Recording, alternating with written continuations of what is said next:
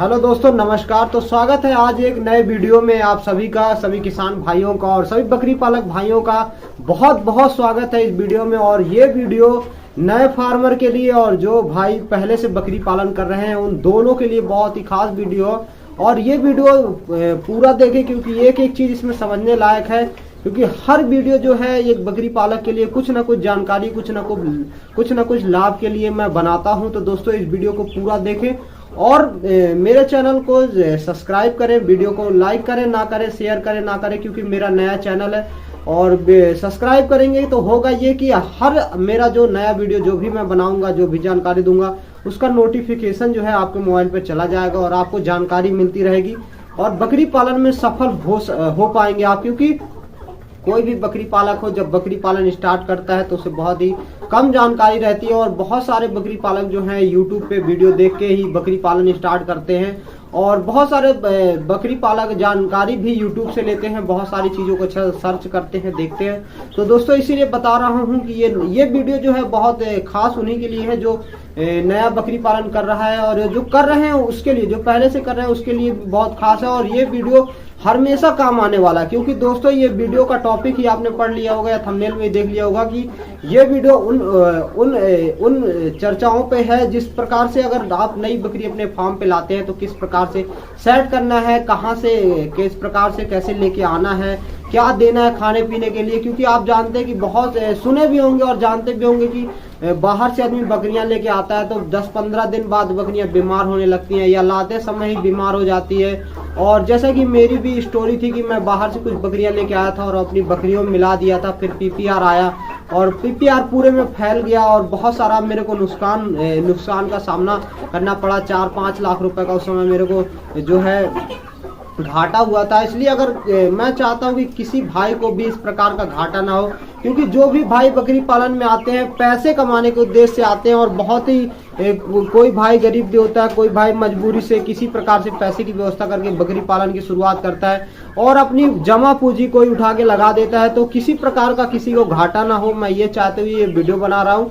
और मैं जिस प्रकार से मैंने गलतियां की थी वैसी गलती कोई ना करे, और बहुत सारी उसमें और भी जानकारी मैं दूंगा जो मुझे और भी जानकारी पता है, जो मैंने ट्रेनिंग के माध्यम से या तो बकरी पालन करके स्वयं अर्जित की है, वो सारी चीजें बताऊंगा। तो वीडियो में आखिरी तक बने रहें, स्किप ना करें। तो दोस्तों शुरू करते हैं बकरी पालन का, जो मैं जिस विषय पर चर्चा करता हूँ वो जानकारी शुरू करते हैं। क्योंकि देखिए, जो भी भाई बकरी पालन करेगा या बकरी पालन की शुरुआत करेगा तो वो कहीं ना कहीं से बकरियां लेके आएगा, या राजस्थान से लेके आए, बिहार से लेके आए, मथुरा से बरबरी लेके आए, या तो बीटल लेके आए पंजाब से, कहीं से भी कोई भी बकरी लेके आए, कहीं भी स्टार्ट करे वो बाहर से बकरियां लेगा।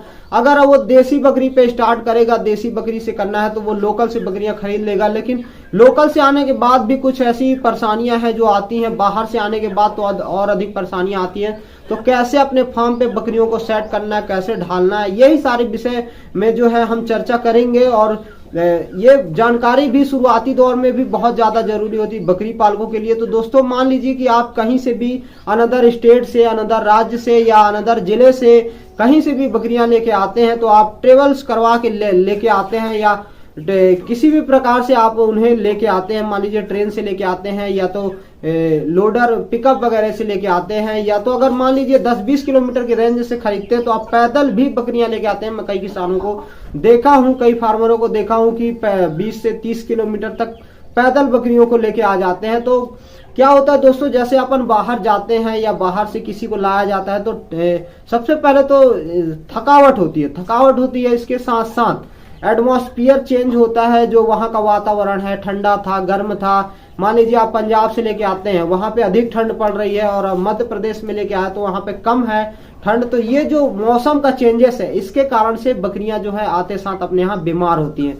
तो इनमें बचाव क्या करना है, मान लीजिए आप बकरी लेके आते हैं, वैसे तो ठंड के मौसम में जो है बकरियों को खरीदना ही नहीं चाहिए, बाहर से लाना ही नहीं चाहिए। मैं किसी भी भाई को यही सजेशन दूंगा कि अगर आपको बकरी पालन स्टार्ट करना है तो आप ये मार्च का जो समय है, ये जो समय है बहुत ही बेहतरीन रहेगा। जो आने वाला समय है 10-15 दिन के बाद आपको बकरी पालन अगर स्टार्ट करना है तो आप बकरी लाने का बहुत बेहतरीन सीजन यही रहता है। आप कहीं भी किसी से भी सजेस्ट करें या पूछेंगे किसी से भी तो यही बताएगा कि मार्च का समय सबसे अच्छा रहता है। ठंड में तो लाना ही नहीं चाहिए, लेकिन फिर भी आदमी अगर लेके आ जाता है किसी प्रकार से अगर फंस जाता है, मान लो उसको जानकारी नहीं है, फंस जाता है, उसके यहाँ बकरियां बीमार होती है, तो इस वीडियो को अगर देखता है तो उसके लिए बहुत लाभदायक रहेगी। इसलिए मैं बता रहा हूँ कि मान लीजिए आप बकरी ले आते हैं, तो लाने के बाद आपको क्या करना है अपने यहाँ पे, सबसे पहला काम रहता है, अगर आप पहले से मतलब फार्मर है, आपके पास पहले से 30, 40, 10, 20 बकरियां हैं, तो उन बकरियों को जो लेके आए हैं उसमें नहीं मिलाना है, बिल्कुल अलग से क्वारंटाइन करके, जैसे कोरोना के समय में लोग रहते थे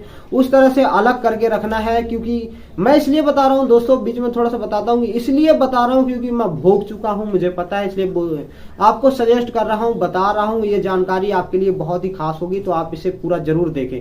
आप मान लीजिए बकरी लेके आते हैं, उसको अलग रखते हैं, सबसे पहले लेके आते हैं, कहीं से भी लेके आते हैं बाहर से, तो आपको इस चीज का ध्यान रखना है कि पोटेशियम परमनेट जो पीपी जिसको बोलते हैं, या तो लाल दवा के नाम से भी जानते हैं, उसका आपको घोल बना लेना है। 1 लीटर 2 लीटर 5 लीटर पानी में मान लीजिए 5 ग्राम या 5 चुटकी डाल दीजिए, आप उस दवा को घोल बना लीजिए। उसके बाद बकरियों के चारों खुरों को उसमें डुबा देना है, और उसके मुंह पे थोड़ा सा कपड़े से गीला कपड़ा करके उसको रगड़ देना है, जिससे कि जो आने वाला बैक्टीरिया बाहर से होगा वो नहीं आएगा आपके फार्म पे। ये चीजें आपको सबसे शुरुआती दौर में करना है। उसके बाद आपको ध्यान रखना है पानी का, क्योंकि वातावरण चेंज होने के साथ साथ पानी भी जो है वो चेंज होता है। तो आपके अपने यहाँ लाने के बाद उसे कम से कम 15 से 20 दिन तक उबला हुआ पानी, या जिसे हम बोलते हैं कुनकुना पानी, वैसा पानी पिलाना है। सादा और ठंडा पानी बिल्कुल भी नहीं पिलाना है, और आते साथ भी नहीं पिलाना है। इसके अलावा तीसरी चीज आपको ध्यान रखना है दाने का।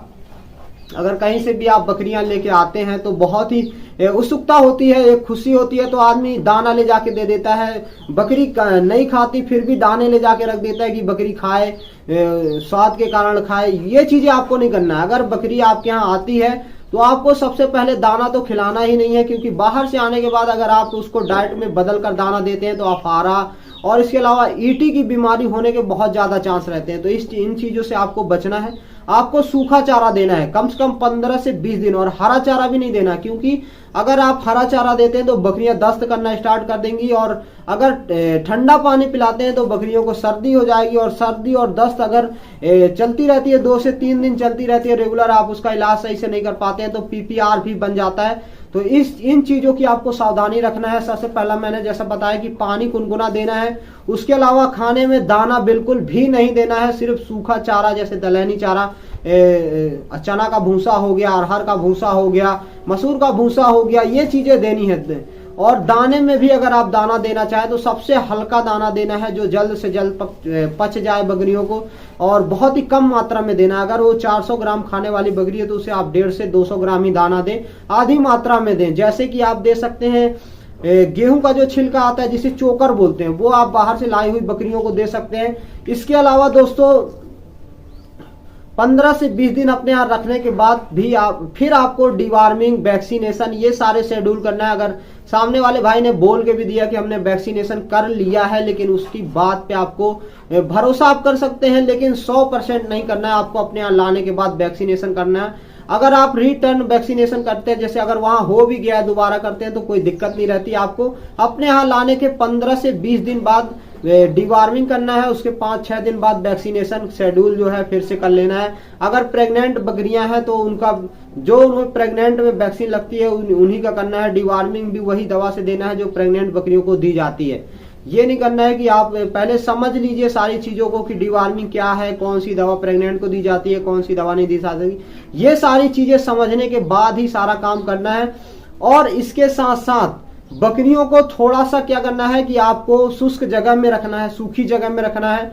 और जहां भी आप रखें तो थोड़ा सा, अगर ठंड का मौसम है तो पर्दा बंद करके रखें। मतलब जो यहाँ का वातावरण है एकदम से उन्हें ना लगे। अगर लू चले, गर्मी का मौसम है तो भी उन्हें लू से बचा के रखना है, और ठंड का मौसम, बरसात का मौसम है तो शीत से बचा के रखना। ये सारी सावधानियां अगर आप रखते हैं अपने फार्म पे तो आप एक सफल फार्मर बन सकते हैं। और अगर ये सारी छोटी छोटी गलतियों के कारण जो है फार्म बंद हो जाते हैं, मेरा भी फार्म इसी कारण से 2-3 महीने बंद था, क्योंकि मैंने छोटी सी गलती की थी और मेरे पास पीपीआर आया। मेरा इतना बड़ा मुझे लॉस हुआ, इसी कारण से हुआ, छोटी छोटी गलतियों, क्योंकि मैंने बाहर से बकरी लाके बिना उसका वैक्सीन किए हुए और अपनी बकरियों के साथ 8 से 10 दिन उसे क्वारंटीन रखा, फिर देखा कि कोई बीमारी नहीं है। तो उसे अंदर कर लिया था और बकरियों के साथ रख लिया, जिससे कि मेरे फार्म में पीपीआर फैल गया। तो दोस्तों आप सभी से अनुरोध है मेरा कि आपको ऐसा बिल्कुल नहीं करना है, जो जैसी सावधानी मैंने बताई है वैसा ही करना है। तो आशा करता हूं दोस्तों कि ये वीडियो आपको अच्छा लगा होगा, और अच्छा लगा हो तो मेरे चैनल को सब्सक्राइब करें, वीडियो को लाइक करें और अपने बकरी पालक दोस्तों के साथ शेयर करें, जिससे उनका भी किसी तरह से घाटा ना हो बकरी पालन में, और अच्छा खासा प्रॉफिट कमाएं और सफल हो। तो आशा करता हूं आप एक सफल फार्मर बनेंगे।